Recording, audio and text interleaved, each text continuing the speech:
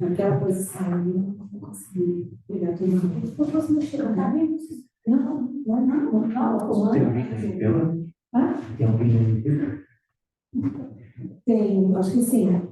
Ali. Sim. Peraí. Prontinho. Ele vai focar em quem tá falando, então tô procurando por enquanto. Pode deixar a barrinha assim, ó. Tá vendo aquela barrinha? Isso. Que volta. Volta ali. Pronto. Então, gente, uma boa tarde a todos. Obrigada aí pela presença de vocês no nosso segundo encontro sobre governança energética. Nós estamos aqui no diálogo da governança energética e é um trabalho inédito, uma série de palestras em que nós vamos estar conversando um pouco mais sobre políticas públicas e governança dentro da transição energética no Brasil. A gente quer dar um olhar para fora, para os países que estão aí como sendo referência na transição energética, verificar como está a transição energética no nosso país e onde nós podemos crescer, ter um crescimento econômico e também um cuidado socioambiental. Então, essa é a nossa intenção. Hoje nós temos aqui o professor Max, que vai fazer a apresentação do Thiago, e quero também agradecer a presença do Max, que faz parte do time de professores, professora Melina também, time de professores que vem trabalhando com a gente nessa temática. Nós temos aí uma agenda bem intensa nos meses de agosto e setembro. Também vamos ter uma atividade importante em outubro. E em novembro nós vamos ter aqui o fechamento desse semestre com algumas apresentações inéditas no país, tá? No fruto do nosso trabalho aqui conjunto. O professor Ricardo Rosário não pôde comparecer, também um outro que também faz parte do time. A professora Maria João está fora, está hoje no Reino Unido. E também, hoje nós estamos entregando, ela e eu, um capítulo de livro que nós escrevemos sobre governança energética. O capítulo, na verdade, eu estou escrevendo sozinha. Nós estamos fazendo outros também dessa mesma temática com o RTCC, ligado à ONU também. Então, é muita coisa que está acontecendo ao mesmo tempo. Professor Max, muito obrigada. Sinta-se, claro, né, em casa você já é, mas que você esteja apresentando o professor Thiago e the floor is yours. Muito obrigado. Bom, pessoal, para mim é um grande desafio falar do assunto, então eu chamei alguém que conhece mais do assunto do que eu, e o Thiago, ele é fruto de uma parceria que nós começamos mais ou menos no segundo semestre de 2020. A Solvi é uma empresa que é grande, atua no mercado brasileiro e também na América Latina. Nós conhecemos o Thiago, que foi fruto de uma visita minha numa feira, na Expo Waste, que aconteceu lá. Eu conheci a gerente de logística e aí tudo começou a se desenrolar. Conheci a Paola e na sequência conheci o Thiago. Eles trabalhavam juntos lá no setor de tecnologia e desenvolvimento, na área de inovação da empresa, e a Solvi, ela se tornou parceira da matéria que eu leciono aqui dentro da instituição, que é Logística Reversa. É uma matéria que eu não costumo mais dar prova, é uma matéria que eu dou um desafio à empresa e os alunos desenvolvem uma solução. Houve uma sequência de premiação e, dentre as grandes vantagens que a gente vê nesse modelo de avaliação, é a possibilidade não apenas de aproveitar a solução, a empresa pode, né, prosseguir com isso, mas o aluno ele vai ter contato com o problema real. E, por fim, o aluno se expõe não apenas para a empresa, mas para o mercado como um todo, que ele vai ter ali uma exposição numa vitrine. E hoje a Paula não está mais na empresa, ela está morando na Alemanha agora, ela decidiu ir para lá, o marido dela é de lá, e o Thiago, ele continua conosco nessa parceria. O Thiago é muito humilde, ele provavelmente não vai falar tudo que ele tem no currículo dele, mas ele é uma pessoa muito inteligente, domina muito bem o assunto. Eu acho que hoje não teria ninguém mais preparado, pelo menos no meu círculo de amizade e também profissional, para falar do assunto. Então, a palavra é do Thiago, qual agradeço por ter aceitado o convite. Obrigado, Max. Eu que agradeço e esse nome da Solvi, né, acho que a Mackenzie é uma instituição, acho que de muita credibilidade, né, capacidade, né, eu sou também um pouco suspeito, né, eu fiquei por 9 anos aqui, fiz aí pelo menos meu primário, até quase ensino médio, depois eu tomei outros caminhos, quase fiz ensino superior aqui, mas a gente guarda, né, aqui toda a formação que eu tenho hoje, né, eu também devo aqui ao que eu aprendi ao Mackenzie, né, então, e fora que as minhas tardes, depois de estudar, passar aqui nas quadras aqui do Mackenzie, né, como esportista, né, adorava, né, minha mãe tinha que ir me buscar aqui, porque senão não saía do Mackenzie. Então, eu agradeço mesmo, né, acho que é uma grande oportunidade, né, como eu coloquei um pouquinho aqui na tela, né, eu tenho mestrado, né, em engenharia em ciências, né, focado em engenharia geotécnica, com solos, resíduos, né? E tenho como formação em engenharia ambiental, né? Eu trabalho na Solvi, pode passar, por favor. Trabalho na Solvi, que é acho que uma das maiores empresas aqui do ramo, né? A gente pode falar que a Solvi é o maior grupo nacional com atuação em soluções ambientais, né? A gente trabalha, né, com enfoque ao cliente, né, como soluções ao cliente, também com foco em solução ambiental, né? A gente vende nossos serviços aos clientes mais com proteção ambiental. E a gente acaba modelando, trabalhando nessas 4 grandes áreas, né, que é concessões e PPPs, focadas aí para trabalhar com as prefeituras, consórcios, resíduos industriais, né, que a indústria também gera resíduos, a gente tenta trabalhar com soluções, né, transformar aquele resíduo em um recurso, né, e energético, que está aqui bem dentro do que a gente vai palestrar. Tratamento e destinação de resíduos, né, também quando a gente não faz um aproveitamento, e geração energética, que é um dos campos que tem mais crescidos aqui dentro da Solvay, é muito aderente ao tema da palestra hoje, né? A gente tem trabalhado muito com o ramo também de biogás, mas tem um campo aí também de aproveitamento de resíduos que está crescendo e a Solvay também está entrando nesse segmento. E a gente também, né, só para terminar só falar um pouquinho da Solvay, a Solvay criou, né, a Smart, né? A Smart é a primeira venture capital para fomentar, para incubar e potencializar startups, né, com soluções ambientais, né, muito focado também no setor de resíduos, né, não só de resíduos, mas que é aderente ao que a Solvay propõe a trabalhar, tá?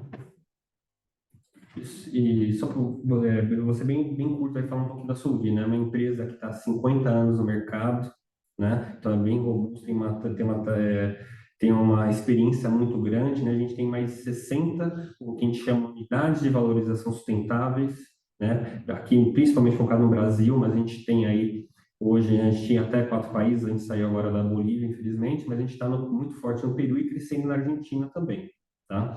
E temos mais de 170 bases operacionais, então a gente tem uma atuação muito forte aqui, principalmente no Brasil. E só para finalizar um pouco, né, a gente tem um parque de soluções integradas, multi-soluções, né, no setor muito grande. Então, a gente tem várias tecnologias, sites para tratar. E focando aqui que a gente fala, né, do aproveitamento energético, né, até está um pouco desatualizado, a gente tem até produção, se vocês quiserem entrar no site da Solvay, tem um relatório de sustentabilidade, ele foi publicado faz poucos dias, né? Estavam 6 termoelétricas, já atualizei, já estamos com 9, crescemos muito agora recentemente, né? Termoelétricas, aproveitamento do biogás gerado nos aterros sanitários, tá? E temos 5 plantas de blendagem para compostamento, muito focado em resíduo industrial. E fora todas as soluções que a gente tem, tá? Só quis destacar atrelada a questão, né, do aproveitamento energético dos resíduos. Então, agora vamos propriamente falar, né, do tema, né, do aproveitamento, né, energético dos resíduos, mas o que são resíduos, né? Tem várias definições, tem na política nacional, mas eu vou falar o mais comum, né? Os resíduos podem ser definidos como qualquer material produzido ao longo de uma atividade humana, com baixo ou nenhum valor econômico para o proprietário, mas que pode ter valor, que se deseja descartar, e mais além, né? Ele pode ter um valor para outro processo, para uma outra entidade, instituição, empresa, né? Então, ele pode, então, em vez de ser destinado, né, assim, pensando com enfoque ambiental, né, adequadamente, a gente pode tentar valorizar o resíduo, né, tratar, né? E o potencial energético é um deles, né, a valorização energética. Também é muito conhecido, né, a gente fala resíduos, mas popularmente a gente utiliza o termo lixo, né, mas no meio técnico acaba chamando de resíduo, tá?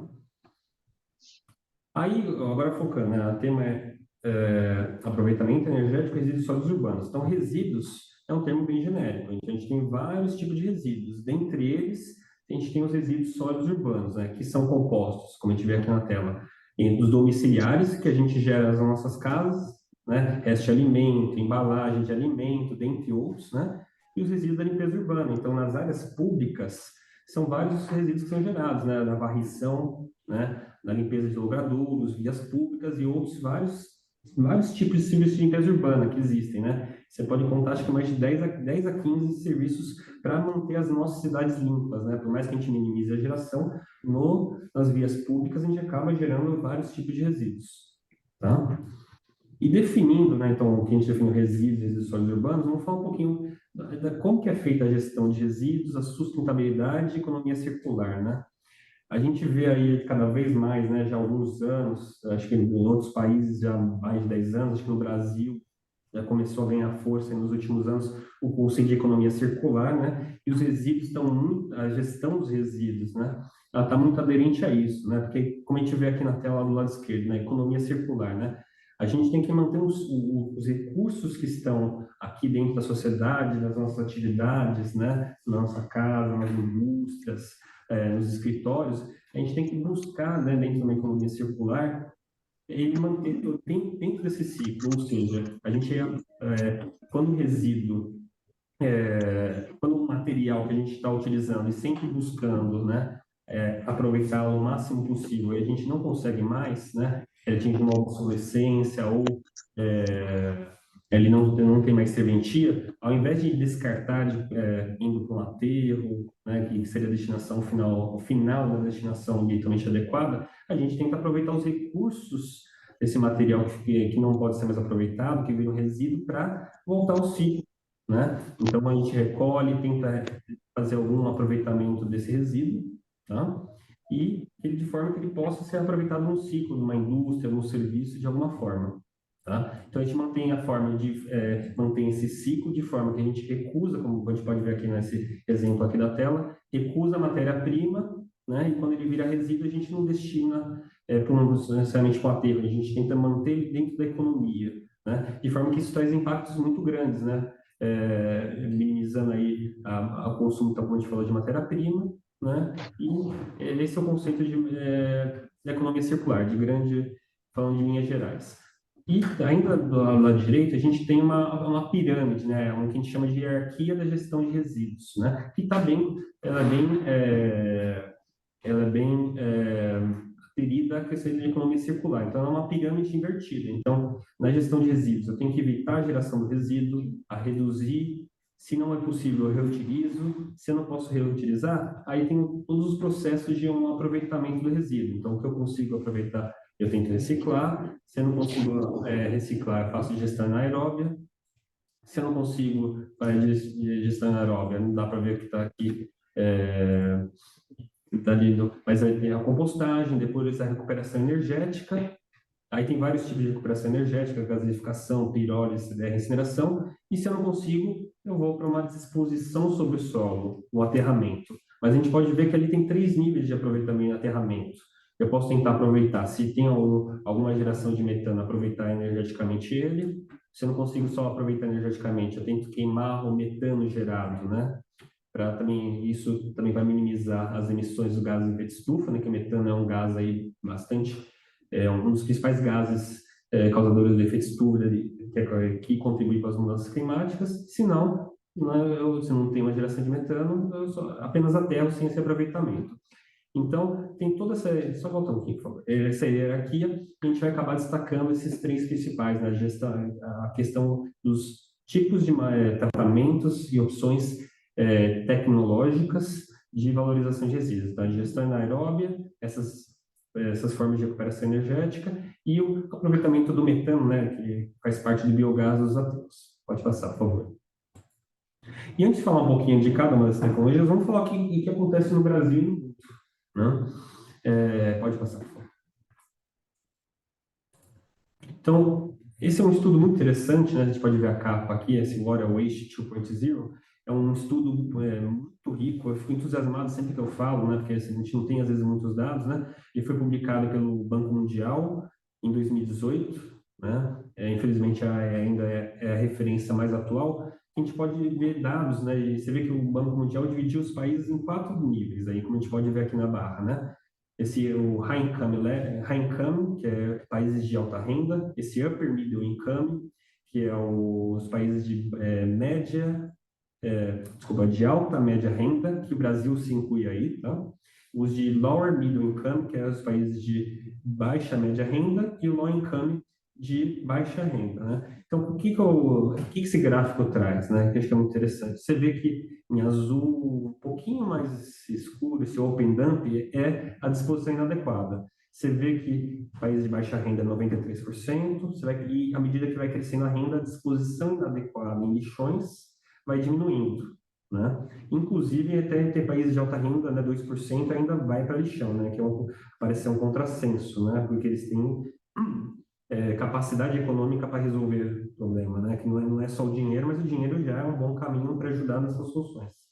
Mas olha só, o aterro sanitário que é em verde, né? Landfill, você vê aí, o país de baixa renda tem 3%, baixa média renda 18%, de média e alta renda, que o Brasil se inclui, 54%, e olhem só, os países de alta renda, 39% dos resíduos vai para aterro. Então, diferente do que às vezes se acha, o aterro sanitário é também uma infraestrutura necessária na gestão de resíduos, né? Por mais que, como a gente vai ver aqui, alguns dados de reciclagem, compostagem, gestão anaeróbica, incineração, o aterro ainda é necessário como solução, né? A Europa fala muito disso, né? Outros países também falam muito disso, né? Então, precisa desmistificar que não existe gestão de resíduos no mundo sem aterro de resíduos. Óbvio que tem que se buscar minimizar o que vai para lá. E aí vamos falar um pouquinho do aproveitamento energético ali, ó, a incineração em uma cor um pouquinho bege, amarelo, né? Você vê que países de baixa renda e baixa média renda não tem nada de incineração, já países de alta média renda, que é o Brasil, como o Brasil, 10%, e os países de alta renda, 22%, né? Tem, obviamente, países que se destoam, tem maior aproveitamento energético dos resíduos, né? Por exemplo, os países escandinavos têm um alto percentual, né? Mas também não é cada uma dessas tecnologias que a gente está vendo, né? Tem a reciclagem, a gestão anaeróbica, não se resolve sozinha, né? Tem um parque de soluções que são importantes, que vivem sinergicamente para isso, né? Pode passar, por favor. Então, é só para a gente contextualizar, mesmo os países de alta renda, como a gente viu, volta só um pouquinho, por favor. A gente vê aqui, mesmo aproveitamento, né, 29% vai para reciclagem, 22% para incineração e quase 40% vai para aterro. Então, nenhuma dessas tecnologias sozinhas se resolve, né? Mas que é importante, né, no conceito de economia circular, de sustentabilidade, cada vez mais a gente aproveite o resíduo e minimize o que vai para aterro. Tá? Pode passar, por favor. E aí vamos falar um pouquinho do Brasil. Pode passar mais uma vez. Só um, a gente vai passar. Ó, a gente tem o Brasil, né? O Brasil, ele tem uma realidade peculiar, né? A gente tem infelizmente, ainda tem muito a se andar, né? Pegando aí dados do Plano Nacional de Resíduos Sólidos, que foi publicado há cerca de 2, 3 anos, e cruzando com esse panorama dos resíduos no Brasil 2020, a gente ver dos 5% dos resíduos sólidos urbanos que são gerados no Brasil, só 2,2% são reciclados. Tá? Pode passar. 0,5% é compostado e, pode passar, 97% ele vai para a disposição final sob o solo, sendo que desses 97%, 60% vai para infraestruturas adequadas do ponto de engenharia, do ponto de vista ambiental, sanitário, que são os aterros, e 40% vai ainda para lixão, totalmente inadequado, poluindo, causando impactos à população, né? Então a gente tem um cenário, uma foto ainda que a gente tem muito a caminhar. A gente tem que, primeiro, né, como muitos países do mundo, falando de Europa, Estados Unidos, Sudeste Asiático, temos que caminhar para encerrar a destinação inadequada para a gente começar a buscar mais ainda valorizar o resíduo. Então, a gente tem E aí, quando a gente fala aqui em números é em relação ao total de resíduos gerados. Quando a gente vê em relação aos municípios, né, lembrando que o Brasil tem 5.570 municípios, né, uma quantidade muito grande, esse número fica ainda pior como a gente vê aqui no mapa, né? Quando a gente vê essa cor mais escura, vermelha, ou cores mais próximas, quer dizer que são os municípios em que os resíduos são destinados de forma inadequada ambientalmente, em lixões até os controlados, né? Então, a gente vê uma grande concentração dessa situação, infelizmente, no norte, no nordeste e parte do centro-oeste. Existem também na região sudeste e sul, mas em menor quantidade. Então, a gente tem um desafio muito grande para tornar essa cor, sumir essa cor, né, do mapa, e para que a gente também comece, né, a pensar um pouco mais em valorização de resíduos, que vai caminhar, já está caminhando nos centros onde esse problema do lixão está equacionado, né? Mas ainda tem muito a caminhar. Pode passar. Então, a gente tem aqui no Brasil mais de 2.000 lixões, né? Então, mais de 40% dos municípios, né? Talvez até quase 50%, a gente não tem, infelizmente, como diversas áreas produtivas, serviços e tudo mais, tem falta de dados, né? A gente tem falta de dados até saber quantos números de lixões no Brasil, mas deve variar de 40% a 50% dos municípios. E agora vamos falar um pouquinho, né? Falando do panorama, falando de resíduos, que são, falamos sobre o panorama da gestão de resíduos no mundo e no Brasil, vamos falar das tecnologias, né, que eu acabei citando aí já anteriormente. A recuperação de energia de resíduos, né, ela já é bem consolidada em termos tecnológicos, né? Óbvio que tecnologicamente vai se crescendo, né? Se a tecnologia avança, mas já se tem bastante domínio no mundo todo, inclusive no Brasil, para alguns tipos de resíduos, né? Hoje, acho que a gente está falando de resíduos sólidos urbanos, mas os resíduos sólidos industriais, aqueles que têm potencial energético, não são aqueles que têm, existem resíduos que não têm potencial energético e são tratados, né, com tecnologias térmicas, mas você também tem muitos resíduos de fontes industriais que são aproveitados energeticamente, né? Já tem uma tradição muito grande no mercado brasileiro, né?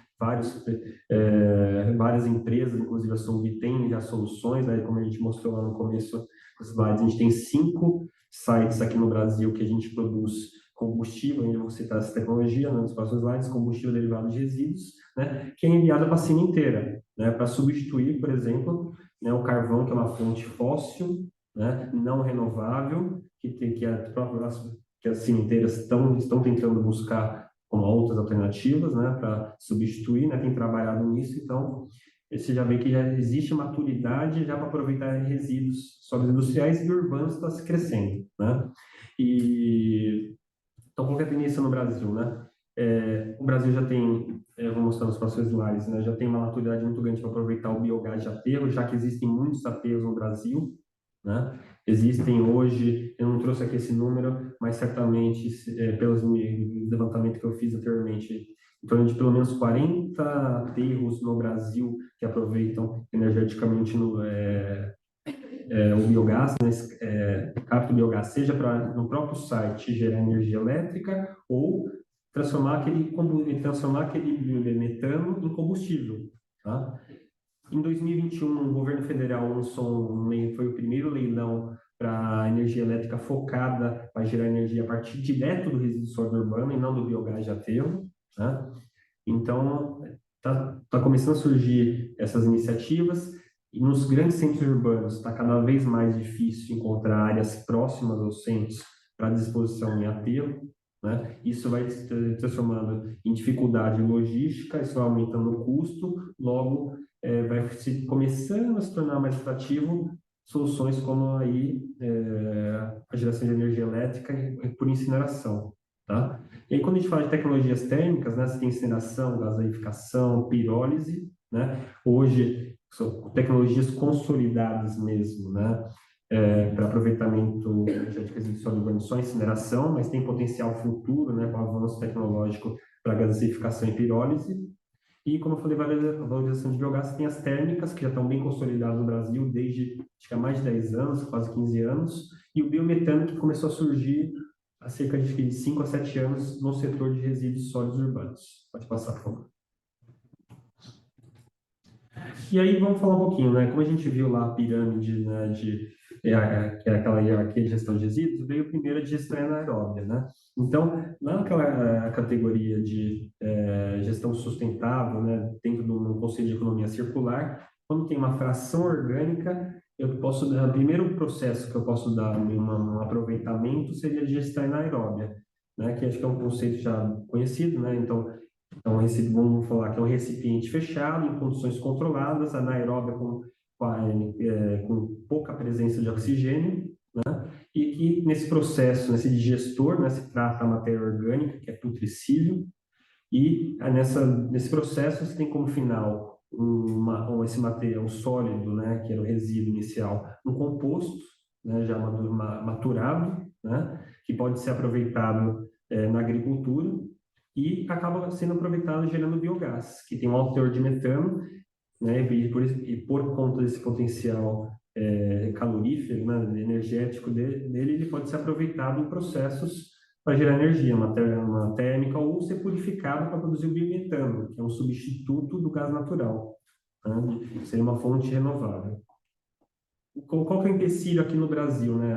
Eu vou falar um pouquinho no final aqui dos slides.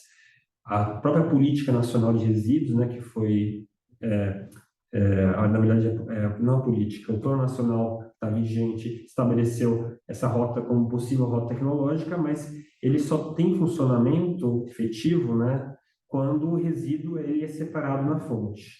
E no Brasil, infelizmente, aí acho que são poucos os locais onde a gente consegue separar a fração orgânica da fração reciclável e de outras frações. Então, quando eu vou com um resíduo misturado, eu não consigo, se a gente coloca um digestor, acontecem vários problemas. Existem muitos relatos científicos, né, em publicações, relatos de quem tem experiência no setor. Infelizmente, ainda não temos planta de gestão anaeróbia no Brasil, mas enquanto a gente não evoluir para uma separação na fonte, nas nossas casas, no comércio, no serviço, essa tecnologia está fadada a não ter sucesso no Brasil.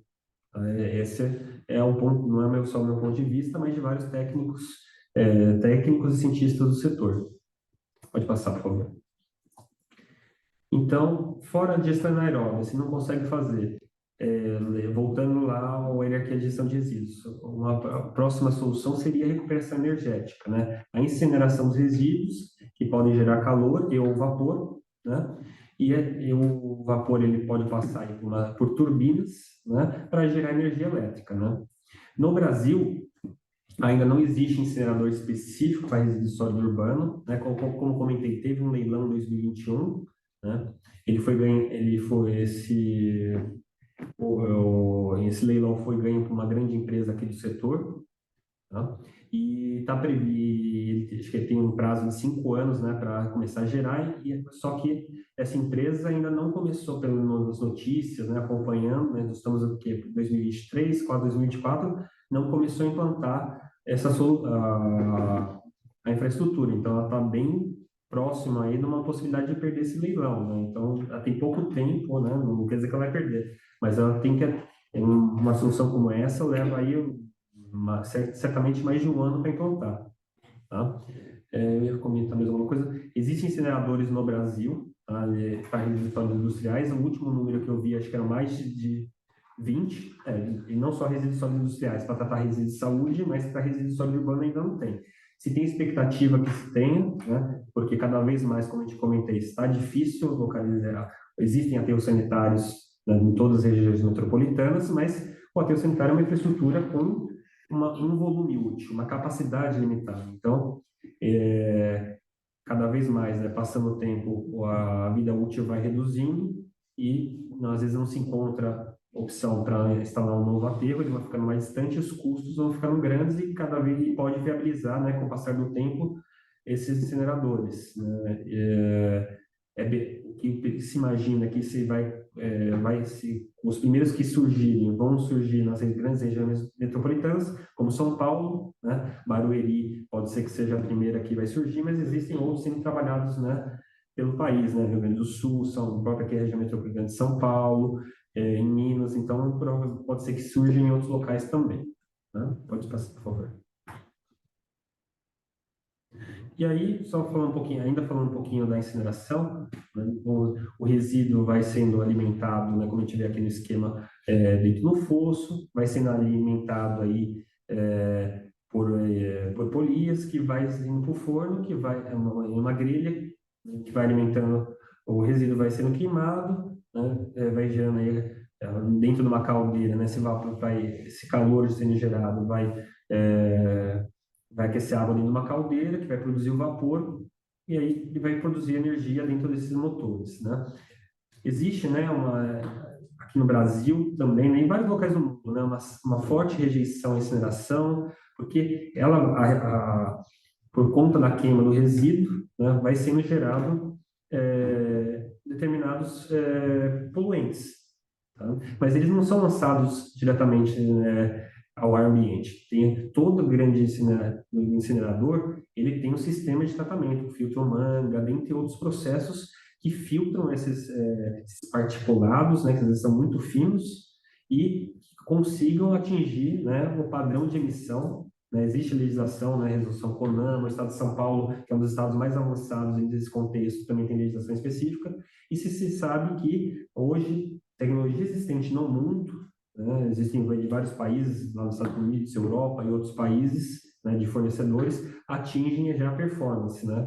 Então, toda essa questão que existe, às vezes, de fala que incineração pode causar problemas, ela pode ser ultrapassada se tem tecnologia para isso, né? E tanto que, como eu vou mostrar, acho que pode passar o slide, por favor. Existem eu peguei não consegui um dado mais recente, mas de 2019, numa revista, acabou saindo aqui, né, uma revista americana, mapeou mais de 2.000 incineradores de resíduos sólidos urbanos, tá? 2.179, lá em 2019. Vários conseguem ser muitos lá nos Estados Unidos, muitos na Europa, na China e em vários outros países. Então, já é uma tecnologia consolidada, né? Já se fala, agora não me recordo, né, se fala que a gente já está, em termos de incineração, estamos na 4ª geração de incineradores existentes no mundo. Então, você vê que a tecnologia ela vai evoluindo. Pode passar, por favor. Isso finaliza no tempo também, se eu estiver muito fora. Então, fora gestão anaeróbica, fora incineração, também tem a produção do que a gente já mencionei para vocês, de combustível derivado de resíduos, né? No caso, sólido urbano, o CDRU. Tá?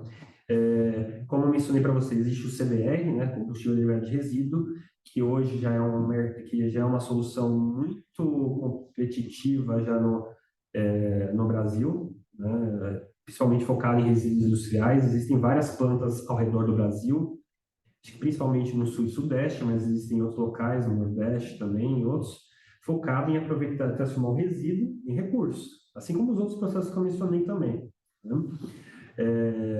Então, ele pega alguns resíduos com potencial energético, né, que podem ser queimados e gerar energia para atender a necessidade energética das sementeiras, né? Eu não trouxe aqui um mapinha, mas acho que, se não me engano, existem hoje no Brasil, não sei se o número está certo, 38 sementeiras que têm plantas capazes, né, de aproveitar de CDR, né, tipo também CDRU, e estão licenciadas ambientalmente para isso. Então, elas estão autorizadas a fazer isso. Então, pegam as aproveitam esse resíduo. Então, existem várias empresas, a Solvi e outras, até as próprias cemiteiras estão trabalhando nelas diretamente nisso, para produzir, pegar o resíduo, né? Não basta se ele só ter o potencial energético. Ele precisa ter uma homogeneidade, um poder calorífero mínimo, uma granulometria também pequena. Então, muitas vezes o resíduo do que é gerado numa planta industrial ou numa planta de separação de resíduos, ele tem que passar por um processo de pré-tratamento para que ele se caracterize como CDRU. Então, às vezes, tem que passar por uma trituração, tirar alguns materiais. Eu não posso ter, por exemplo, materiais de muita concentração de PVC, porque atrapalha, por exemplo, dificulta os padrões de emissões, porque é diferente, por exemplo, no incinerador, as plantas de comprocessamento têm uma limitação tecnológica. Então, você tem que também controlar o que vai compor o CDRU.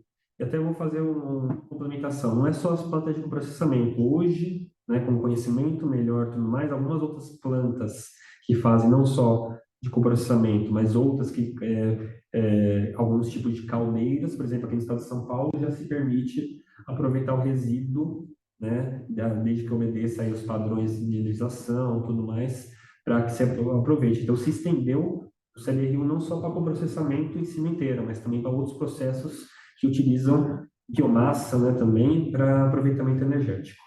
Pode passar, por favor. E vamos falar um pouquinho, acho que talvez o que está mais avançado no Brasil, né, de aproveitamento energético. Estou falando de ester anaeróbia que ainda não existe no Brasil, pode ser que caminhe nos próximos anos, mas tem as dificuldades que eu já mencionei, né, de separação prévia dos resíduos, tem incineração que ainda não existe para resíduos sólido urbano, mas é bem provável que a médio ou talvez longo prazo se comece a ter aqui no Brasil, né? E falei do CDRU, que já existem algumas plantas aqui no Brasil. E o que está mais amadurecido é o biogás, o aproveitamento do biogás, né, dos aterros sanitários. No setor de biogás, acho que até fazer um parênteses, setor de biogás, que aproveita a biomassa, né, de vários setores de resíduos da agricultura, dentre outros, né, suinocultura, é bem amadurecido, cresce fortemente, né, no Brasil, sendo uma matriz renovável, né, uma matriz limpa, e o setor de aterros também, né, acho que o primeiro projeto, não com aproveitamento energético, mas para minimizar as emissões, agora foi lá no meados dos anos 2000, no meio do pau, que foi o ano exato, né? Inicialmente se aproveitou aí na década, no início dos anos 2000 até 2010, para gerar crédito de carbono, aproveitando a redução da emissão, e lá por 2010 se começou a ter as térmicas, aproveitamento energético de fato do biogás, para gerar energia, né, nos aterros sanitários, né? E agora está se migrando, né, não migrando, mas uma solução consorciada, aproveitar energeticamente o resíduo, desculpa, o biogás de aterro e também aproveitar esse metano do biogás, se purifica para produzir o biometano, que é o substituto do gás natural, que pode ser usado em termos veiculares ou mesmo para indústrias. Então, como está aí mostrado aqui na figura, né? Você tem a composição do biogás. É o metano, né? Que é o biometano, se fala aí. Mas geralmente se chama biometano quando o metano o biogás é purificado. Dentro do biogás você tem o CO2, vapor d'água e outros gases. Mas geralmente é um alto teor de metano. Pode passar, por favor. O tratamento do biogás você pode ter para várias fontes, você tem aí a captação do biogás, no aterro tem uma captação ativa, tem que ter uma rede exclusiva para succionar, né? Se aplica, que se fala, pressão negativa para succionar e enviar uma planta, né? Que no fim é uma planta industrial. Então, no caso aí do biometano, tem essa purificação do biogás, então geralmente o biogás sai aí do aterro, geralmente numa faixa de 40% a 60%, para atingir, né, o padrão hoje que tem a resolução específica da ANEEL para produzir biometano, em torno de 98%. Então, você sai de 40% a 60% para 98%. Então, é uma série de processos, né, para purificar o biogás e ter o teor. Então, eu posso ter injeção numa rede, para uma empresa de gás, posso ter para o transporte de caminhões comprimindo esse gás, o combustível veicular, posso ter um posto no próximo, ou gerar a própria energia com calor numa termoelétrica, como está sendo ainda mais comum no Brasil. Pode passar, por favor. Então, repassando, né, todas as opções. Eu posso ter, então, biogás. Eu posso ter um flare, que é um queimador, né, onde eu queimo o biogás, o metano, que tem lá o metano. Então, eu transformo o metano em CO2. Então, eu reduzo as emissões e posso ter crédito de carbono. Né? Na verdade, todos os processos você pode ter. Né? Já na energia térmica, eu posso gerar também vapor. Depois eu posso fornecer para uma indústria ou até para evaporar o churume do aterro, né? Que ainda não está muito comum no Brasil. Já se teve alguns movimentos, mas ainda hoje não tem tanto. Ou uso térmico para gerar energia elétrica. Hoje tem, como eu mencionei, mas não tem o número exato, mas tem mais de 40, certamente até um número maior, de aterros que fazem uso térmico do biogás de aterro, né? Sendo que a empresa que eu trabalho já está com 9, e entre esse ano e ano que vem vai ter pelo menos mais 2. Então, crescendo bastante, né? Energia elétrica, o motor ciclo autoturbina, que é mais comum do motor ciclo auto, e a purificação, que está crescendo bastante. Hoje tem pelo menos 5 aterros no Brasil, principalmente acho que você tem em Fortaleza, você tem lá no Rio, você tem aqui em São Paulo, onde você faz aí a purificação do metano para uso veicular, ou injeção na rede, ou até que ainda não existe, tem o potencial de produção de hidrogênio, né? Cada vez mais a gente vê notícias em relação ao hidrogênio verde, né? Que também pode ser a partir do biogás de aterro ou até propriamente do resíduo, né? Mas ainda acho que é muito difícil de falar ainda no Brasil em relação à produção de hidrogênio, pelo menos a partir do resíduo. Biogás acho que já pode falar um pouquinho, já pode ter alguma expectativa.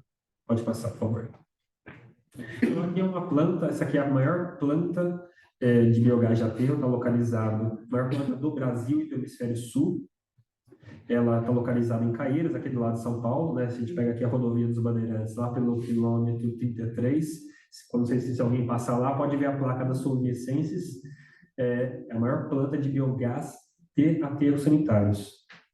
Ela tem uma capacidade um pouco menor que 30 megawatts, que é a capacidade autorizada aí,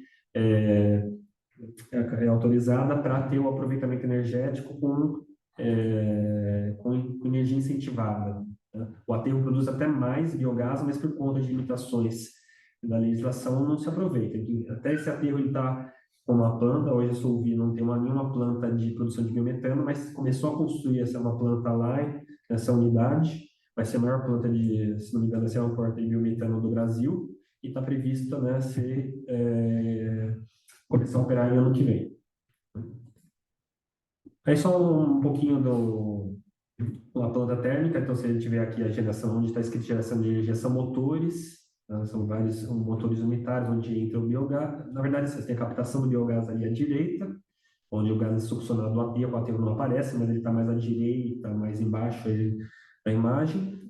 Essa planta capta o gás do aterro, e manda para essa parte tem a unidade de tratamento do gás, onde tira a umidade, tira algumas outras impurezas e manda o gás já para a geração de energia, né? Gerada energia vai para uma subestação logo ao lado que é encaminhada aí para os clientes que contrataram essa energia.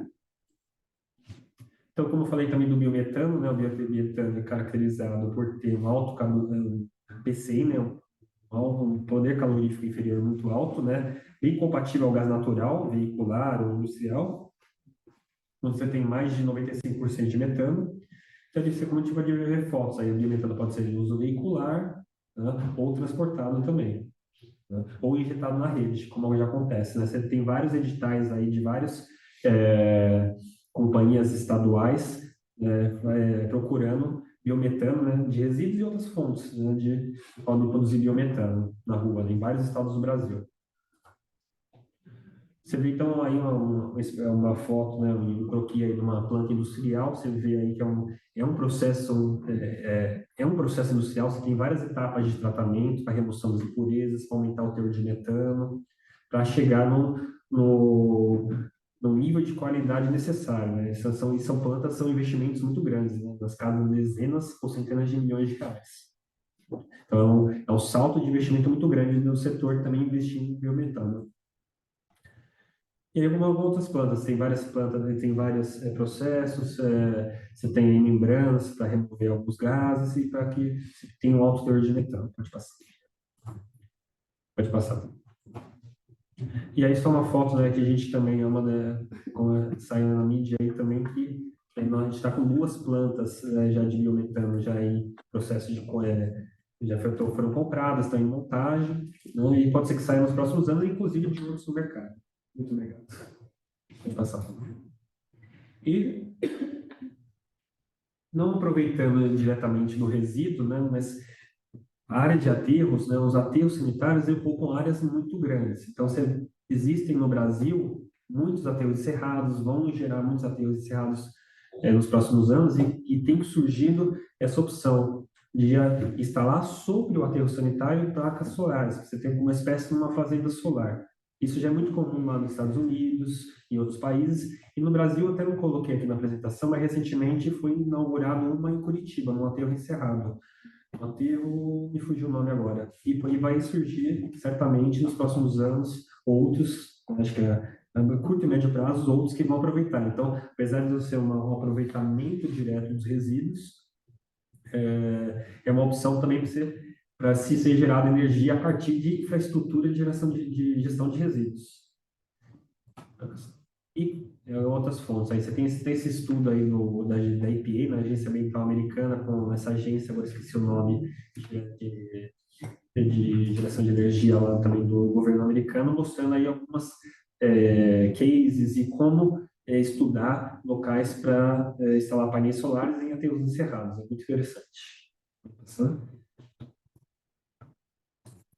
E partindo aí para o final, estamos bem no final, tá, pessoal? Mas a gente trouxe aqui, ó, como eu falei, tem o Plano Nacional de Resíduos, que foi feito que foi publicado há 2, 3 anos, né?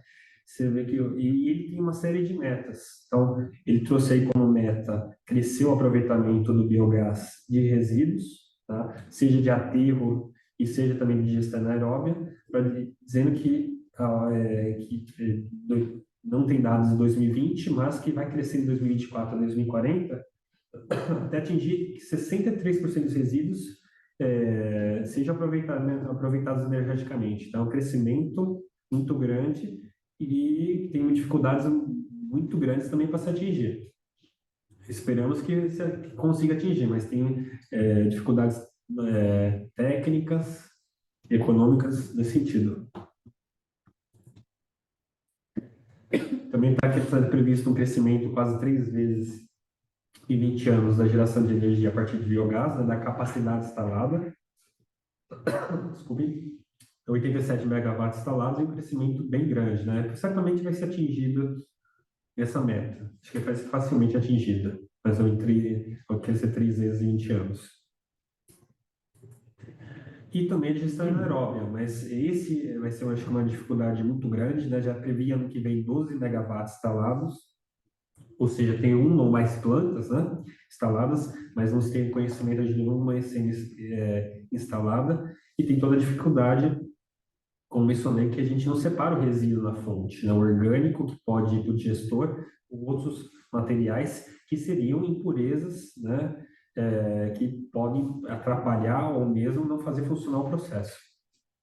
E já se previu, por favor, e também, por último, uma potência instalada de tratamento térmico, né? Não existe em 2020, 2024 estava previsto já 300 megawatts, mas que certamente não vai ser instalado. E aí pode ser que se comece a ter a médio ou longo prazo, mas tem algumas dificuldades que eu vou mencionar aqui também nos próximos slides. Estou caminhando para o fim já, tá? Tudo bem? Pode passar também. Ah, não, ó, só para vocês verem. Pegando todas as metas da política nacional, vocês veem a evolução ano a ano, né? Que foi trazido pelo panorama aí da Abrel, que esse estudo aí do lado direito que está mostrando. Você vê que o azul escuro é a disposição em aterro, né? Se prevê um crescimento, uma redução gradual de disposição em aterro e um crescimento gradual você vê essas cores vermelha, verde e azul, né? Vermelha, recuperação por tratamento térmico, seria incineração. Azul seria recuperação por reciclagem. E verde, tratamento biológico, compostagem ou digestão anaeróbia. Tá? E que são metas muito ousadas, não é uma opinião só minha, de vários especialistas do setor, porque tem grandes dificuldades técnicas e econômicas para que isso aconteça. Tá? E aí, eu trouxe um panorama. Acho que é bom a gente fazer assim, estamos falando até agora de tecnologia, mas a gente tem que trazer também, né, a questão econômica. Né? Acho que a questão econômica faz parte de como uma solução de tratamento de resíduos vai ou não acontecer. Né? A gente vê aí nesse gráfico, nesse estudo muito interessante feito aí pelo CELUR, em parceria com a EY, né, uma consultoria de grande credibilidade no Brasil e no mundo. A gente vê aí, por exemplo, aqui no mais lado esquerdo, quanto que algumas cidades do Brasil pagam, quer dizer, elas gastam por reais habitante ano a gestão de resíduos sólidos urbanos e outros países gastam, né? Então, a gente vê aí que as nossas cidades estão na faixa que tem Mato Grosso do Sul, tem Curitiba, tem Caxias, tem Belo Horizonte, numa média aí variando em torno de R$ 100 habitante ano. Mas você vê em países como Estados Unidos, Suécia, Barcelona, patamares 4, 5, 6 vezes mais, né? E que são países onde se tem um aproveitamento do resíduo, inclusive energético, muito maior que o Brasil, resíduos sólidos urbanos. Infelizmente, né, hoje, você vê a capacidade de pagamento, né, gastando R$ 100, hoje é compatível com somente, né, a gente fazer o recolhimento, né, a coleta e a disposição em aterro. Para ter o aproveitamento energético, né, todas essas tecnologias que eu citei, e reciclagem também. Então, gestão anaeróbia, incineração, produzir CDRU, entre outros, infelizmente é um custo muito maior. Então, tem que gastar mais, né, para conseguir valorizar mais o resíduo, né? A gente também introduzindo uma economia circular. Então, você tem que trabalhar com outras fontes também de recurso, né? E se tem a solução para isso, né? Trabalhar com tarifas, taxas específicas, né? Obviamente bem pensadas, planejadas, para que dentro do conceito de potencial poluidor, assim como a gente se paga para tratar água, quer dizer, para fornecer água, tratar esgoto, uma tarifa de energia, tarifa de internet, se faz muito sentido, e isso em vários países do mundo, né, não só, falando só de países de alta renda, de baixa renda, de média renda, já fazem isso de forma inteligente, de forma que se consiga ter o recurso para fazer uma gestão mais sustentável, né, para que a gente consiga atingir uma gestão mais sustentável, como a gente vê em países de alta renda. Tá? Pode passar por. E aí tem um estudo, né? Não estou falando só. Tem um estudo muito interessante, esse aí que está aqui do lado direito, Rotas Tecnológicas da Gestão de Resíduos Públicos, tá? Feito por um dos maiores, acho que um dos maiores engenheiros que eu tive a oportunidade, né, a honra de ter trabalhado, Elias Sbuder de Credo. Se vocês digitarem lá no YouTube, digitem a BLP, com esse nome dessa palestra, vocês vão ter lá, é uma palestra riquíssima. O que ele fez? Ele fez um estudo lá por 2017 e 2018 de diferentes rotas tecnológicas de tratamento de resíduos, só pensando na destinação, sem separação dos resíduos, então resíduos todos misturados. O que ele viu? Uma cidade que gera em torno de 600 toneladas dia, se for só dispor de resíduo, a tarifa que teria que ser paga, né, independente se é uma empresa privada ou pública, tá, um próprio consórcio, teria que ser uma tarifa de R$ 105 por tonelada para cobrir todos os custos necessários para manter a disposição adequada. Se introduzir isso, a rota 1, vocês podem ver aqui no slide. A rota 2 seria o aterro com aproveitamento energético do gás, com geração de energia. Se viu que não teria, né, uma grande aumento de tarifa ou redução por conta dos custos das receitas. Então, seria viável também a mesma tarifa aproveitar o biogás, o metano do aterro. A rota 3, antes do aterro, se introduziu uma usina de reciclagem. Então, com a usina de reciclagem, obviamente, você tem a receita da geração do reciclável para vender no mercado, porém tem os custos de implantação e operação dessa planta. Se viu que o aumento, infelizmente, a receita é menor do que os custos. Então, você tinha que aumentar a tarifa da gestão dos resíduos para R$ 129 para cobrir todos os custos. Já a Rota 4 manteve a mesma coisa que a Rota 3 e introduzindo uma digestão anaeróbia. Tá? Só para efeito de comparação. A mesma coisa aconteceu, as receitas, né, geração de energia a partir do biogás, o composto, não cobriu os custos de implantação e operação da digestão anaeróbia, e todo o restante da infraestrutura, foi para R$ 194. E a Rota 5 considerou só a incineração para a produção de energia e o aterro sanitário. Então, com a incineração, você tem os custos de implantação e operação que eram muito maiores que a receita que também tem com a venda da energia elétrica. Então, a tarifa aumentou da Rota 4 para a Rota 5 duas vezes, 100%, R$ 384. Então, esse eu acho que é um estudo bem interessante, né? É triste porque a gente vê que a gente está muito longe disso, tem dificuldades, né, a ser resolvidas, mas traz uma realidade.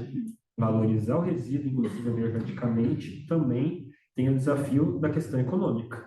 Tá? Esse é o penúltimo slide, tá? E falando de emissão de gases de efeito estufa, né?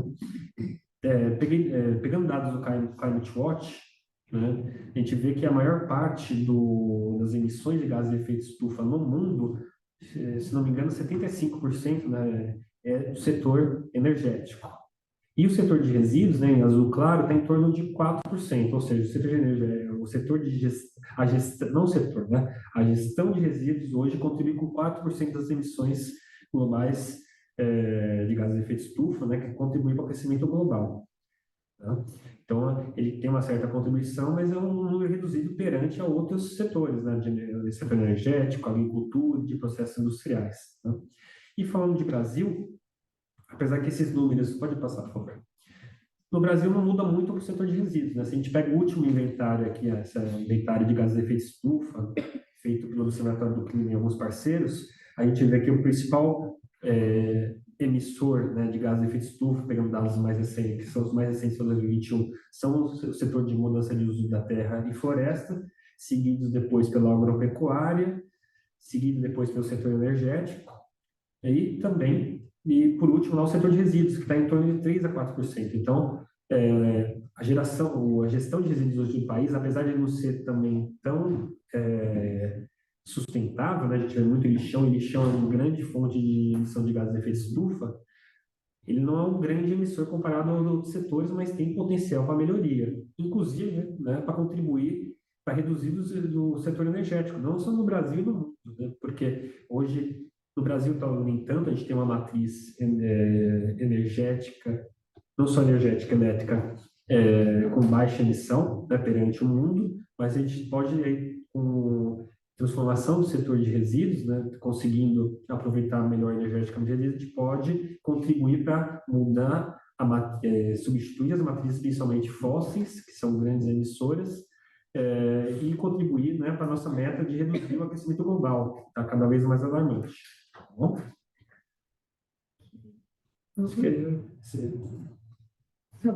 Acabou. Não mostrou, tinha essa que eu tirei. Bom, era isso que eu tinha para dizer, né, em termos de palavras, né, de exposição. Excelente, obrigado.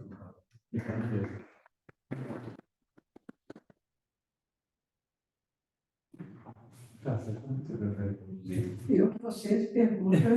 Pode começar. Foi livre o tempo? Não, tá ótimo. Na verdade, agora é que vai começar. Pode tirar a apresentação, prefere? Pode tirar. O pessoal veja. Porque o pessoal pode ver. A gente vai fazer o seguinte, a gente vai franquear a palavra, caso a equipe da professora Cássia queira fazer alguma pergunta, o pessoal também está acompanhando de forma remota, e depois a gente entra com algumas demandas aqui.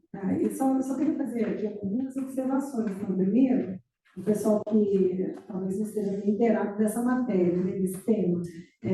Quando a gente está pensando em aproveitamento, né, de resíduos, a gente, na parte anaeróbica, né, eu do direito, vamos falar aqui, né, nós temos aqui dois grandes produtos que se formam ali. Você tem a energia em si, que, como ele disse, né, tem várias rodas e possibilidades também de aproveitamento, inclusive eletricidade, e tem a amônia, né, que é um subproduto. Só que dentro, quando a gente vai pensar em amônia, a gente tem que pensar em alguns números de importância para o Brasil, né? O Brasil, hoje, com mais de um quarto de produção, de peso no PIB, com o agro, né? Então, o agro hoje representa aí quase um terço, dependendo do número que você olha, então, de impacto dentro do PIB. E nós temos uma importação de 85% de nitrato de amônio, né, de fertilizantes químicos. Então, uma dependência muito grande, principalmente em relação à China, em relação à Rússia e à Ucrânia. Então, nós precisamos dessa independência para a nossa produção, porque hoje, um país que tem tanta necessidade do agro, depende tanto do agro, mas para que o agro sobreviva, você precisa desse insumo e você importa esse insumo. Então, ao mesmo tempo, segundo os números que estão hoje registrados no Senado, nós temos 2.700 lixões, vamos colocar assim, né? Eu não estou falando dos aterros, estou falando dos lixões mesmo, a céu aberto. Vocês repararam nas imagens que o professor Thiago trouxe, são imagens que vão mostrar quando você acopla uma produção energética desses resíduos, como o ambiente fica limpo. Então, as imagens clássicas dos lixões que nós temos são horríveis, né? As comunidades em volta, crianças catando lixo, né? Aquele lixo decompondo, alguns focos, às vezes, até de explosão por causa do metano que fica ali.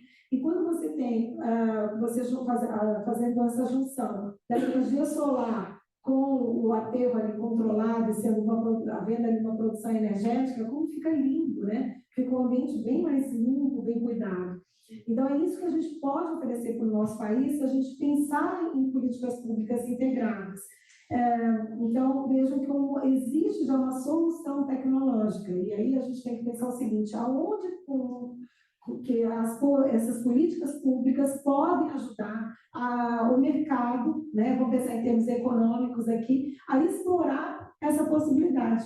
Então, você está falando de uma riqueza energética que está sendo desperdiçada, né? Então, como a gente pode resolver um problema socioambiental e juntar com o crescimento econômico? E aí, eu listei aqui alguns caminhos, né? Então, primeiro, vamos pensar aqui em alguns protocolos. Eu lembrei aqui do ABNTSG, que é um normativo não vinculativo, né? Não compulsório, que acaba sendo, então, um protocolo desenhado pela ABNT para que as empresas, as grandes corporações e as próprias organizações públicas possam observar, e um desses pontos do ESG é justamente o aproveitamento dos resíduos, quer dizer, eu estou aqui com vocês servindo em copos plásticos, né? Isso nos incomoda, mas só que a gente depende de outros setores para fazer essa compra, então, desde as pequenas coisas,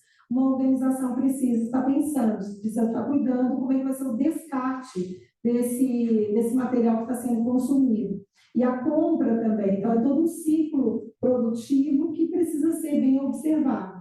Esse protocolo, esse normativo, ele ajuda nisso, a trazer soluções para que o empresário ou a organização pública, dentro do Senado, nós temos o PSL, que é um irmão aí, né, um protocolo irmão da ABNTSG, e nós vamos, então, pensar em utilizar esse protocolo como uma solução para esses resíduos sólidos, né, para o aproveitamento.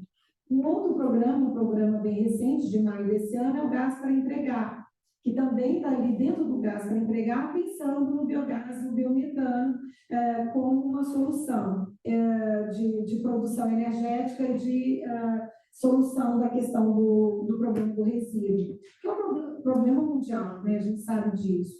Um outro programa público, né? Um outro protocolo que está sendo pensado, que foi trazido há um ano, um pouco mais de um ano, é o Plano BC+, que você vai pensar nos resíduos, na biomassa, mas aí não pensando tanto nos resíduos sólidos urbanos, mas mais da biomassa, da produção do agro. Então, como a gente pode ter ali soluções, a Embrapa também, dentro do ABC+, traz alguns protocolos para a gente evitar esse desperdício, né, de riqueza. Um outro que nós temos aqui, eu vou pular e vou deixar por último aqui, porque aí eu queria saber da sua opinião. Um outro programa que nós temos é o Plano Nacional de Resíduos, né, que você já apresentou, vou pular, o Plano Nacional Biometano 2022, que é uma portaria do Ministério do Meio Ambiente. É interessante porque você apontou que a Secretaria americana, né, também é de meio ambiente, que está tratando disso, né, environmental, que vai trazer soluções aqui para aproveitamento, né, energético. Então, nosso Plano Nacional Biometano, ele vai falar sobre isso. Dentro disso, também temos que lembrar que existe um acordo entre a Biogás, que é a Associação do Biogás, a própria Embrapa e outras organizações trabalhando no investimento dessa rota biogás para hidrogênio renovável.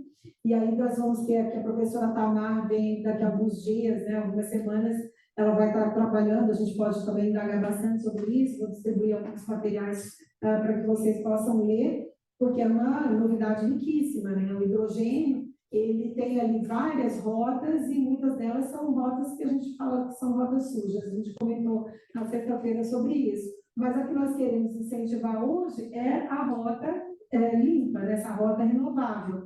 E essas soluções que ele trouxe, elas podem ajudar o Brasil a ser pioneiro e ter o ganho de crescimento econômico nesse ponto. Então, para finalizar, um protocolo, uma forma, uma saída que nós temos aqui de aproveitamento, é que você trouxe tanto a parte da solução dos biodigestores, né, anaeróbicos, né? Então, esse é um, e tem o da queima. Esse da queima você falou que é extremamente polêmico. Então, tudo bem. Quando a gente associa o WTE, né, que é o Waste to Energy, com o CCS, que são esses filtros, né, para retenção desse dióxido de carbono, que esse é o problema, gente. Quando você queima, você produz energia, mas você está liberando dióxido de carbono na atmosfera. E aí você impacta a nossa meta de diminuição de geração de gases de efeito estufa. Então, dentro desse cenário, quando a gente acopla essas duas tecnologias, você acha que isso pode ser uma solução para o país? Se eu não deixei expresso na apresentação, com certeza aposto que é. Acho que é uma tecnologia hoje consolidada. Eu acho que é o. Você está falando do WTE. É isso, seria incineração. Mas seria esse aí acoplado com o CCS, com os filtros. Sim, não, hoje não existe, a gente não pode falar de waste to energy, né, incineração, sem o tratamento dos gases.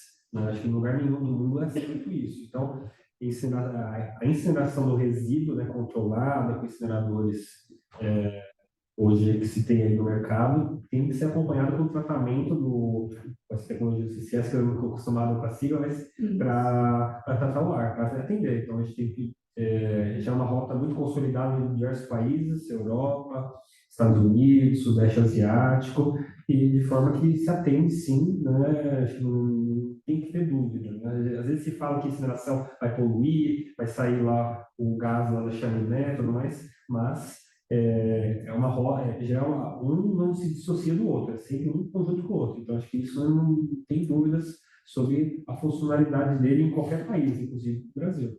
A grande dificuldade mesmo é a questão, infelizmente, ainda é a questão econômica. Isso, então, aí você está entrando nessa minha pergunta, porque quando a gente acopla essas duas tecnologias, a gente consegue não só mitigar, mas a gente consegue resolver o problema da emissão de gás de efeito estufa. E quando a gente faz isso, ainda não torna esse processo, essa rota economicamente viável, Sim. a não ser que você tenha uma intervenção pública.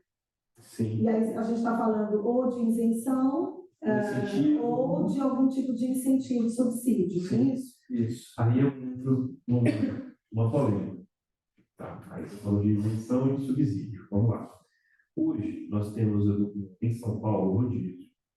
E hoje, quem tem um carro híbrido ou elétrico, ele tem isenção. Ele não tem necessidade de ficar retido devido ao problema do rodízio. Ponto. Temos incentivo para adquirir carro elétrico? Inexistente. Financeiramente falando, não. Temos subsídio? Também não. Então, baseado nisso aí eu vou fazer a ponte com isso, que você acabou de mencionar, complementando com a resposta dele. Nós não temos hoje eu até anotei aqui, um cálculo exato da pegada de carbono, que vai te dizer o seguinte, olha, essa aqui é a melhor rota. Então, da mesma forma que a gente não tem para o resíduo, a gente também não tem nem para o carro elétrico hoje. Porque o carro elétrico, a gente tem um grande dilema. Você tem um carro a combustão, que é o aproveitamento, né, do combustível mesmo é 40%, baseado na potência. Então, você coloca lá o litro e você está consumindo, você está gerando 40% do que era realmente possível gerar por ali. A ineficiência mecânica que vai gerar o movimento. Beleza. Então, eu tenho um carro que polui, porque ele vai queimar o combustível, seja etanol, gasolina, ou diesel. E aí o pessoal fala que esse é um carro ruim, porque ele queima combustível. Aí vem o pessoal, entre aspas, mais verde e fala, olha, o carro elétrico ele é melhor, porque ele não tem emissão. Ali, na ponta, ele realmente não tem emissão. Entretanto, o que hoje tem para eu ter um carro, para eu produzir um carro elétrico? Eu tenho uma bateria, algumas células, dependendo do carro, tem algumas baterias, com uma certa quantidade de células, que lá na frente eu não vou emitir, mas eu já emiti para produzir e ter um enorme passivo ambiental. O tempo de duração de uma bateria de um carro comum é 1 ano e meio, 18 meses, aproximadamente. Só a bateria. Aquela bateria normal do carro a combustão já gera um passivo ambiental.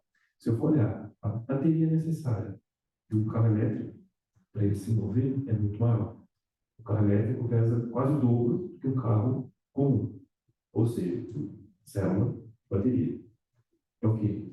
É um combustível fóssil, inclusive. Um combustível fóssil. Se eu estiver falando do etanol, é renovável. No caso da bateria, do carro elétrico, é um combustível fóssil. Eu não consigo recuperar, eu não consigo, em tese, consigo recuperar. Mas uma vez que eu extraio do meio ambiente, ele não é reposto ali. Mas o que eu gerei, eu consigo recuperar parcialmente. Você está falando do lítio. Do lítio. Ah, sim, você está falando do mineral, né? Sim, mineral. Beleza. Então, hoje eu não tenho uma rota que eu tenha certeza de que aquela rota é a melhor. Não apenas no caso do carro elétrico, mas também na questão do combustível. Hoje, a gente estava até falando, na última vez que o Thiago veio aqui, é melhor eu pegar esse copinho e reciclar ou é melhor jogar ele fora? Porque uma pergunta que eu faço para os meus alunos no primeiro dia de aula, o que é melhor? O que é melhor? Pegar esse copinho aqui e jogar fora ou eu reciclar? Aí todo mundo, de forma unânime, fala, tem que reciclar, professor. Beleza. Agora, qual é a energia que eu gasto para reciclar isso aqui? Eu estou falando só da reciclagem. Eu não estou falando nem do processo de coleta. Quanto que eu estou emitindo para transportar 1 quilo de copinho? Vamos colocar 1 quilo de plástico de um lugar para o outro, para esse plástico, que é um resíduo, passa por uma triagem, por um processamento, para depois ele ser reciclado. Então, eu não tenho certeza para te dizer, olha, vale a pena você reciclar ou é melhor você mandar direto para o aterro. Professor da USP, como é que eu não vi? O Weber Amaral. Ele vai estar aqui conosco também. Então, nós conversamos sobre isso quando ele veio aqui. E assim, dependendo do resíduo, hoje nós não temos certeza. É melhor, às vezes, você vai gastar menos se você jogar fora. Ele trabalha com economia circular e a professora Suzana também vai estar conosco aqui na semana que vem. E ela também trabalha com economia circular e ela vai dar um outro enfoque. Ela trabalhou na COP, na COPP, né? Na COP, Sim. que é da Somália lá no Rio, né? E ela é professora da UFRJ. Ela vai estar aqui com a gente. Então, mas aí, concluir essa minha parte.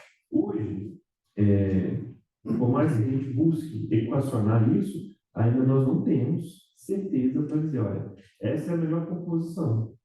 Infelizmente. Então, o professor Max, gente, só para lembrar, né, ele é doutor em energia, então ele trabalha com essa parte de resíduos, então assim, ninguém melhor do que ele para falar sobre isso. E ele está trazendo aí um ponto relacionado à logística. E a logística é um grande problema, não só na distribuição, por exemplo, de alimentos, na questão da saúde também, né, a questão da logística reversa, né, que você trabalha.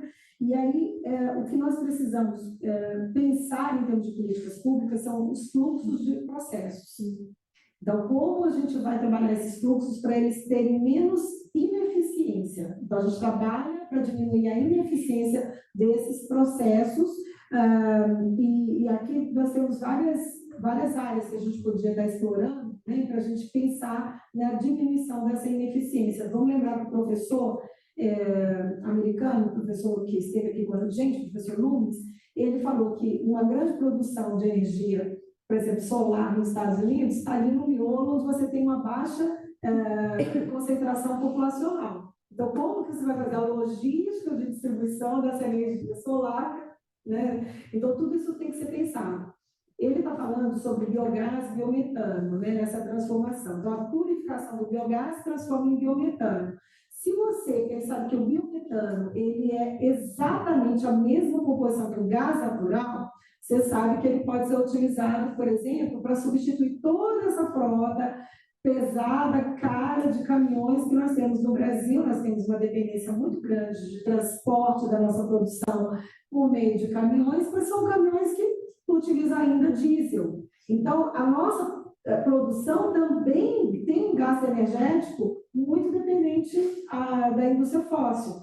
Mas se a gente substituir esses caminhões por caminhões movidos a biometano, nós vamos poder resolver vários problemas, é quase uma bala de prata, né? A gente resolve vários problemas mas aí a gente precisa trabalhar na logística, fazendo, sei lá, corredores de transporte em que a cada 300, 400, 500 quilômetros você tem ali postos de abastecimento para esses caminhões, postos de biometano. Isso não é uma ideia minha, esse é um trabalho que foi feito pela EPE, pela Empresa de Pesquisa Energética. Então, existem várias formas de aproveitamento, mas isso você precisa trabalhar na logística.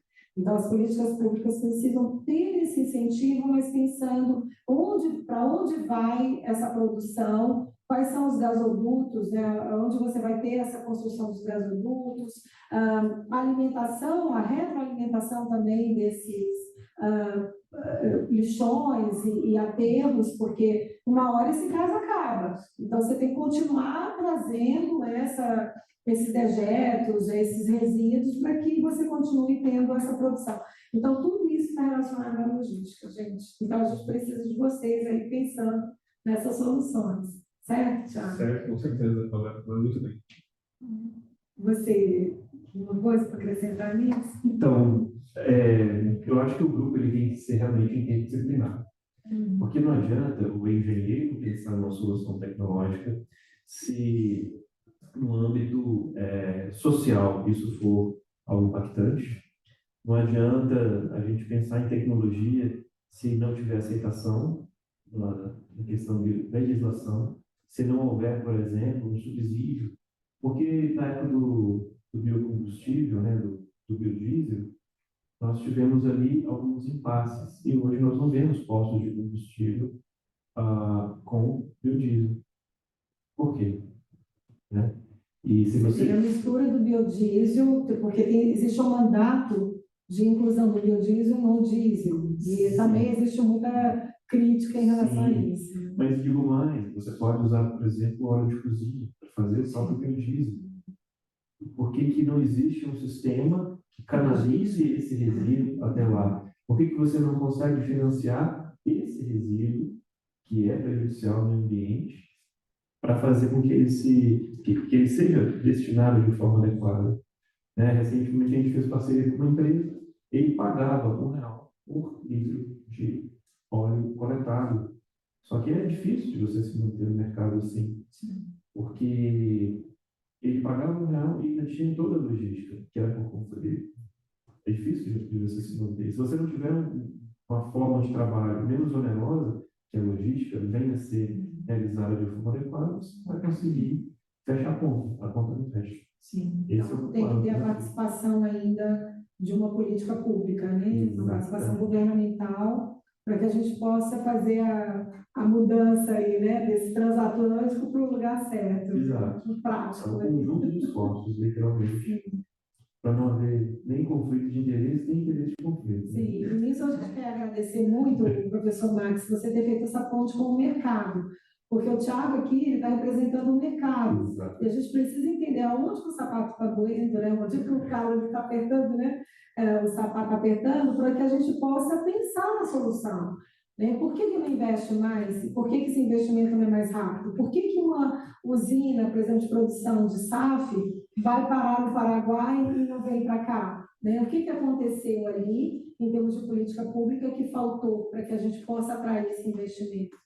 Então, é importante a gente ouvir realmente, então a gente está realmente muito grato que você esteja aqui conosco, e a gente espera também que você venha outras vezes, possa acompanhar as nossas discussões, e a gente possa levar depois, inclusive para a ANP, né, para a Agência Nacional do Petróleo, e tem alguns colegas aí que estão ouvindo a gente, vão assistindo aqui a sua palestra, então a gente agradece. Alguém quer fazer mais algum comentário?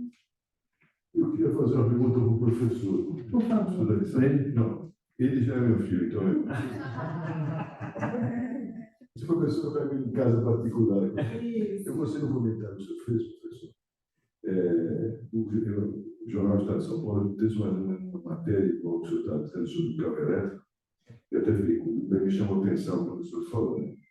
Porque eu queria ver se eu realmente entendi o que o senhor disse e eu queria dar uma situação São Paulo. O carro elétrico, na realidade, ele tem uma linha de produção, inclusive a bateria. Então, ele também vai ser poluente. É isso que eu entendi que o senhor falou, né? Ele, no final das contas, ele vai ser um poluente e a gente não sabe, lá no final, qual vai ser a somatória de toda a poluição que ele vai causar. O senhor citou muito bem, né? Que, na verdade, a bateria é um ano e meio. E eu queria até acrescentar uma coisa para o senhor. Ele custa metade do carro.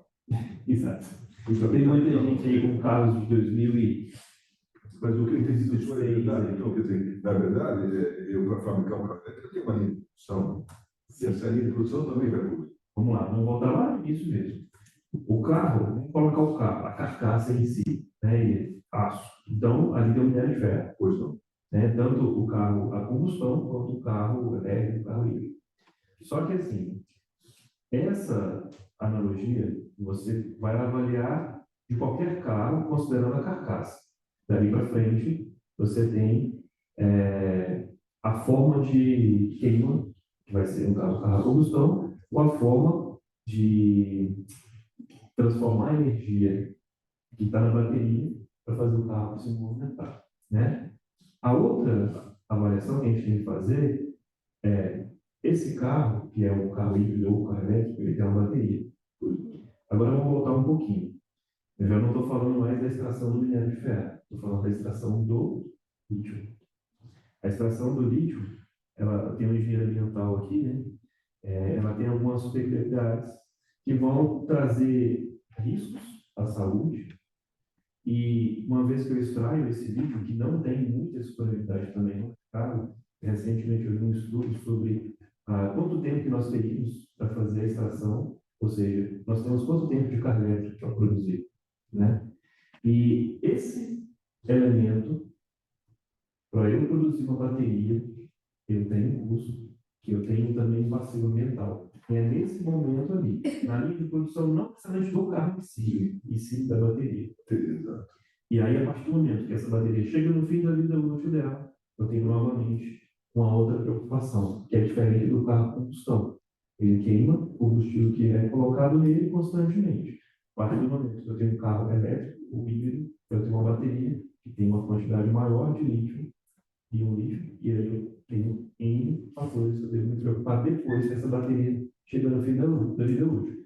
Tem carros de 2016, 2018, mais ou menos, que hoje estão sendo vendidos no mercado com preço lá embaixo, que é justamente esse. O valor da bateria é tão alto que não justifica você ter o carro no preço da tabela FIP, que é a tabela que regula, né, o preço do carro. Ele vai estar sempre abaixo. Isso é importante. E vou dizer uma coisa para que a senhora falou sobre o chão, e eu sou identificado de restaurantes empresarial, gestão empresarial. Eu tive um ABC, 3, 4 anos atrás, e quem teve a oportunidade de ficar em frente ao lixão, que a empresa que eu estava no ABC, ficava em frente ao lixão. É uma coisa boa. Inclusive, nos adjetivos que a senhora citou, é o cheiro da morte. Tá? Você sente a morte ali. Então, o lixão é realmente uma coisa da... Quem viu, sentiu a presença de um lixão, não esquece nunca mais. E agora imagine isso nas nossas crianças, né? Crianças que crescem nesse ambiente, né? Mas olha, Nas comunidades vizinhas. isso é um problema que não são todas as pessoas que estão preocupadas, muito menos os gestores. Eu fui procurado por uma prefeitura recentemente para auxiliar exatamente no projeto de um plano de gerenciamento de resíduos. E aí a preocupação deles é a seguinte: eles têm um lixão que funciona num terreno cedido por uma pessoa. Essa pessoa, ela apoiava o governo anterior da prefeitura, é uma prefeitura pequena, num estado grande. E essa pessoa disse: não quero mais receber lixo. E aí a prefeitura procurou, querendo o quê? Simplesmente resolver o problema, queria um outro lugar. E esse outro lugar não importava qual fosse, era só para colocar um lixo. Então, pensa na questão da legislação que tem que ser atendida, não pensa nas consequências ambientais, muito menos no que pode ser feito mediante um plano adequado de gerenciamento de resíduos sólidos. É possível que você gere renda.